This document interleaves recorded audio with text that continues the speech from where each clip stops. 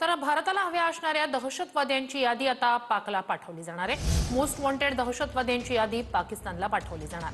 हाफिज सईद, दाऊद आणि मसूद अजहर हे भारताला हवेत, वॉन्टेड आहेत भारतासाठी आणि त्यांची यादीच आता पाकिस्तानकडे पाठवली जाणार आहे। भारताला हव्या असणाऱ्या मोस्ट वॉन्टेड दहशतवाद्यांची यादी पाकला पाठवणार। हाफिज सईद, दाऊद आणि मसूद अजहर भारताला हवे आहेत, पाककडे अशी यादी जाणार। हाफिज सईद, दाऊद आणि मसूद अजहर पाकिस्तानमध्ये मोकाट फिरतात। हाफिज सईद 26/11चा मुख्य सूत्रधार, तर 1993च्या मुंबई ब्लास्ट मधील आरोपी दाऊद भारताला हवा आहे। मसूद अजहर जैशचा प्रमुख असून पुलवामा आणि इतर हल्ल्यांशी त्याचा संबंध आहे।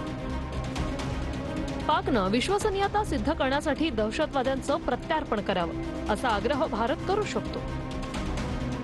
भारतीय एजन्सी इंटरपोलद्वारे रेड कॉर्नर नोटीसचा पाठपुरावा करते।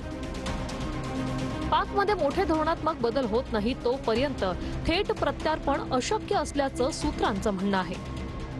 सय्यद सलाउद्दीनला 2017 मध्ये अमेरिकेने जागतिक दहशतवादी म्हणून घोषित केलं होतं। काश्मीरमध्ये हल्ले घडवून आणण्यात हिजबुल मुजाहिदीनचा प्रमुख सय्यद सलाउद्दीनचा सहभाग होता।